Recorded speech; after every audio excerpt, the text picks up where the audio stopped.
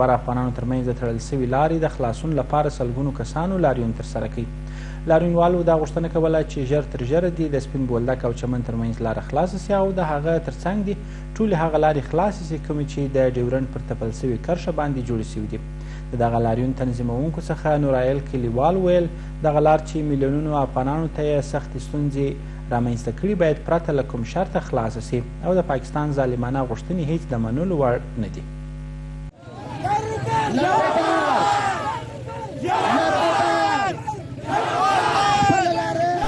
د کندهار په سپین بولدک ولسوالۍ کې د چمن او سپین بولدک ترمنځ د لر او بر افغانانو ترمنځ د تړل سوي لارې د خلاصون لپاره پراخ لاریون ترسره سو. لاریون په لوی کندهار کې د پښتون ژغورنې غورځنګ لخوا ترسره سو چې د لوی کندهار د پښتون ژغورنې غورځنګ د غړو ترڅنګ سلګونو کسانو پکښې ګډون کړی وو. د لوی کندهار د پښتون ژغورنې غورځنګ مشر نورایل کلیوال وایي چې د لارې د بندېدو په خاطر دواړه اړخونو ته په زرګونه افغانان ښځې او ماشومان بند پاته دي او په زرګونو کسان بېروزګاره دي. نو باید لاره بې له کومه شرطه ژر تر ژره د افغانانو پر مخ خلاصه سي. هغه وایي په قاچاقي توګه د دواړو اړخونو څخه خلک اړول کېږي چې له کبله یې سلګونه زره پیسې اخیستل کېږي او د هغه ترڅنګ د پښتنو خویندو او میندو عزتونه لوټېږي چې د دې مخنیوی پر ټولو افغانانو لازم دی. لر او بر افغانان د دروازې هغه غاړې ته او دې غاړې ته بند پاته دي. هلته په چمن کې او په سپین بولدک کې موږ ته ملګرو وویل چې په قاچاقي توګه په 10,000 8,000 اوه افغانۍ یو کس اړول کېږي. که چیرې د هغو سره میرمنې خویندې میندې ورسره وي هغه په جلا ډله کې ځي او نارینه په جلا ډله کې ځي چې په دې سره د خویندو او میندو عزتونه هم لوټېږي او د نورو ستونزو سره هم مخ کېږي.